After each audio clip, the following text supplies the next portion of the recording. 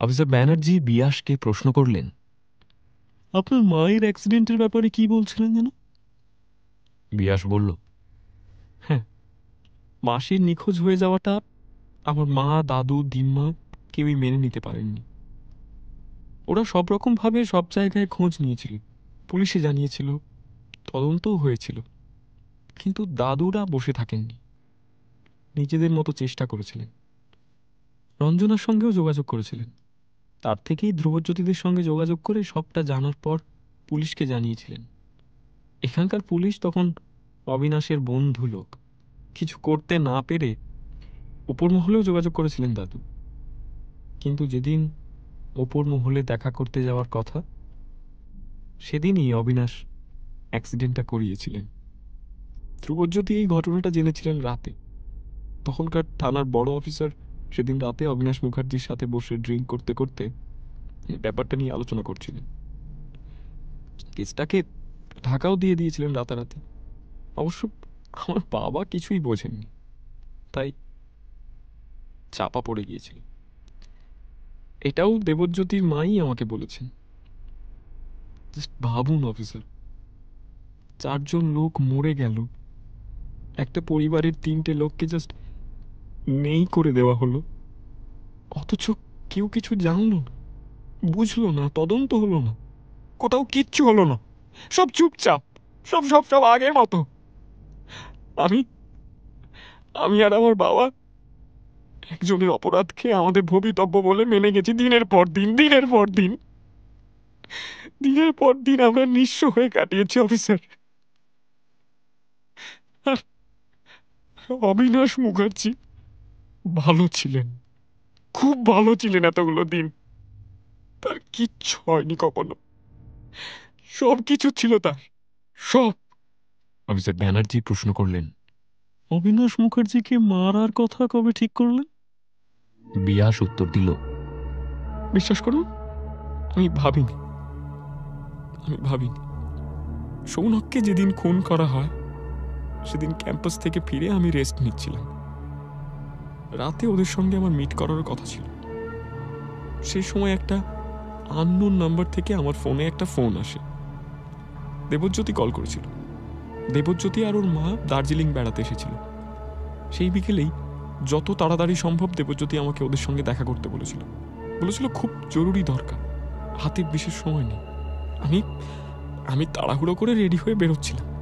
কিছুক্ষণ পর দেবজ্যোতি আবার ফোন করে বলেছিল, যা হওয়ার তা হয়ে গিয়েছে, আমি যাতে বাড়ি থেকে না বেরোই, ও নিজেই আমার বাড়িতে আসছে। তার মিনিট 15 পরে দেবজ্যোতি ওর মাকে নিয়ে আমার ফ্ল্যাটে এসেছিল। দুজনেরই চোখ মুখ তখন ভীষণ বিধ্বস্ত ছিল। একটা দীর্ঘশ্বাস ফেলে বিয়াস আবার বলতে শুরু করল, দেবজ্যোতি অনেকক্ষণ পর আমায় বলতে পেরেছিল সৌনকের গাড়ির অ্যাক্সিডেন্টের কথা, কিভাবে অবিনাশ মুখার্জি ভাড়া করা গুন্ডা দিয়ে সৌনকের গাড়ি খাদে ফেলে দিয়েছিলেন সেই কথা। কারণ আমি বুঝতে পারছিলাম না আমার শ্বশুর মশাই কেন আমার বন্ধুকে খাদে ফেলে দিতে যাবেন। তখনও দেবজ্যোতি আমার কাছে শুধুমাত্র আমার ননদের উডবি হাজবেন্ড, বাইরের লোক, অবিনাশ মুখার্জির ম্যানেজার, এইটুকুই পরিচয় তার। সেই সময় দেবজ্যোতি আর ওর মা আমাকে অবিনাশ মুখার্জির অতীতের যাবতীয় পাপের সঙ্গে জড়িয়ে থাকা আমার মাসি, মা, দাদু, দিম্মা প্রত্যেকের এই মর্মান্তিক পরিণতির ইতিহাসটা জানিয়েছিল। সেদিনই প্রথম আমি সবটা জানতে পেরেছিলাম। আমার এতদিনের যাবতীয় প্রশ্নের উত্তর মিলেছিল সেদিন। সঙ্গে দেবজ্যোতি আমাকে এটাও জানিয়েছিল, অবিনাশ মুখার্জি খুব রিসেন্টলি আমার আসল পরিচয় জেনে গিয়েছে এবং আমাকে সরানোর জন্য লোক ঠিক করেছিলেন। আর তখন আমার মনে পড়ছিল বেশ কিছুদিন ধরে একটা গাড়ি আমাকে সব জায়গায় ফলো করছিল। আমি সেই সময় সৌনকের গাড়ি ব্যবহার করতাম। সৌনকের আমার গাড়িটা খুব পছন্দ ছিল, তাই ও আমার গাড়িটা কিছুদিন নিয়েছিল ব্যবহার করার জন্য। যে দিনটার কথা বলছি, মানে যেদিন সৌনকের অ্যাক্সিডেন্ট হয়, সেদিন দুপুরে ক্যাম্পাস থেকে ফেরার সময় আমরা আমাদের গাড়ি এক্সচেঞ্জ করিনি। আমি ভেবেছিলাম খুনি হয়তো গাড়ি দেখে মানুষ ভুল করেছে, তাই দেবজ্যোতির কথা আমি সেই মুহূর্তে মেনে নিই। আমি ভুল ছিলাম না, সেটা পরে অবিনাশ বাবুর থেকেই জেনেছিলাম। সঙ্গে সঙ্গে আমি দেবজ্যোতি থেকে খোঁজ নিই যে কোথায় সৌনকের গাড়ি পড়ে আছে।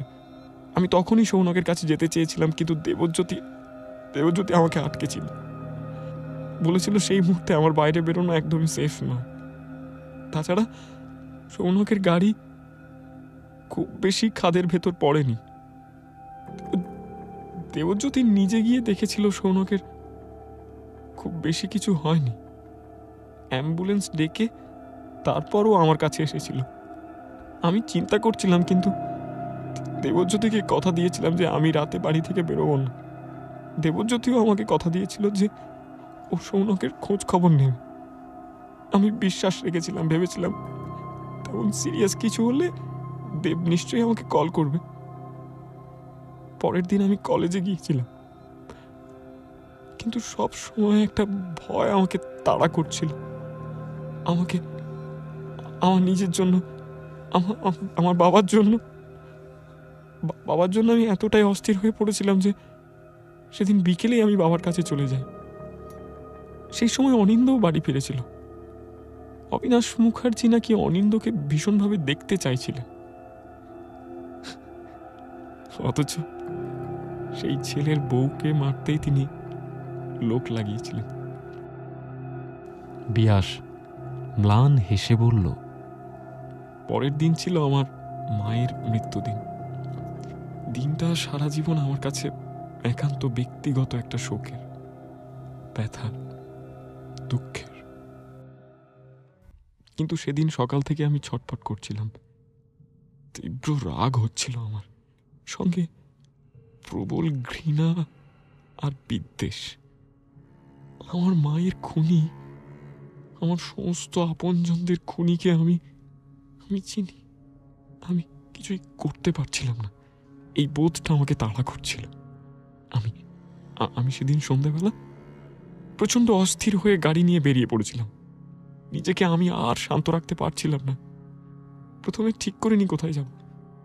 অনেকক্ষণ রাস্তায় ঘোরাঘুরি করার পর আমি দেখেছিলাম কখন যেন শিলিগুড়ির রাস্তায় গাড়ি চালাতে শুরু করেছি। আমি আর কিচ্ছু ভাবিনি, সোজা গাড়ি চালাতে শুরু করে দিয়েছিলাম বাড়ির দিকে, অবিনাশ মুখার্জির কাছে। সে সময় দেবজ্যোতি আমাকে ফোন করেছিল। আমি ওকে কোথায় আছি বলাতে ও জোর করেছিল আমার সঙ্গে যাওয়ার জন্য। গিয়েও ছিল, যদিও ও উঠেছিল বাড়ির উল্টো দিকের পাঁচিল টপকে। বাড়িতে ঢোকার আগে পর্যন্ত আমি জানতাম না আমি কেন যাচ্ছি। গিয়ে আমি কি বলবো অবিনাশ মুখার্জিকে? অবিনাশ মুখার্জি বা আমাকে এত রাতে দেখে কিরকম রিয়াক্ট করবেন? এসব এসব কিচ্ছু ভাবিনি, কিচ্ছু না। আমার মাথা বিভিন্ন প্রশ্নে, অস্থিরতা ভারী হয়ে উঠেছিল। আমি শুধু বুঝতে পারছিলাম অবিনাশ মুখার্জির থেকে তখনই উত্তরগুলো না পেলে আমি শান্তি পাব না। দেবজ্যোতি আমার আগেই পাঁচিল দিয়ে বারান্দায় উঠে আমাকে খবর দিয়েছিল যে নন্দ সেদিন বারান্দায় ঘুমিয়েছে, অর্থাৎ অবিনাশ মুখার্জি ওর ঘরে একা। আমার কাছে ঘরের চাবি ছিল। আমি একটা ঘোরের মধ্যেই যেন মেন গেট দিয়ে বাড়িতে ঢুকে সিঁড়ি দিয়ে নিঃশব্দে উঠে গিয়েছিলাম। সোজা ঢুকে গিয়েছিলাম অবিনাশ মুখার্জির ঘরে। আলো জ্বালাতেই জেগে উঠেছিলেন উনি। আমাকে থেকে চমকে উঠলেও সামলে নিয়েছিলেন নিজেকে, চিৎকার করেননি, কাউকে ডাকেন উনি, এমনকি নন্দকেও না। বিশ্বাস করুন, ওনার দিকে তাকিয়ে থাকতে থাকতে অনেকগুলো প্রশ্ন আমার মাথার মধ্যে ঘুরপাক খাচ্ছিল, কিন্তু বলতে গিয়ে একটা কথাকেও আমি আলাদা করতে পারছিলাম না। সব জড়িয়ে যাচ্ছিল। শুধু জিজ্ঞেস করতে পেরেছিলাম, কেন? অবিনাশ মুখার্জি আমাকে অনেকটা সহজ করে দিয়ে নিজেই স্বীকার করেছিলেন সবটা। তার সঙ্গে আরো বলেছিলেন যে আমি যদি আমার বাবাকে বাঁচিয়ে রাখতে চাই তাহলে যেন চুপচাপ অনিন্দকে ছেড়ে আমি চলে যাই।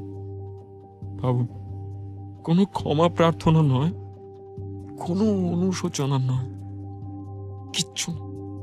এতগুলো মানুষকে খুন করার পর একটা মানুষ নির্দ্বিধায় বলছেন প্রয়োজন হলে এবং প্রয়োজন না হলেও উনি চাইলেই আমাকে আর আমার বাবাকে পৃথিবী থেকে সরিয়ে ফেলতে পারেন।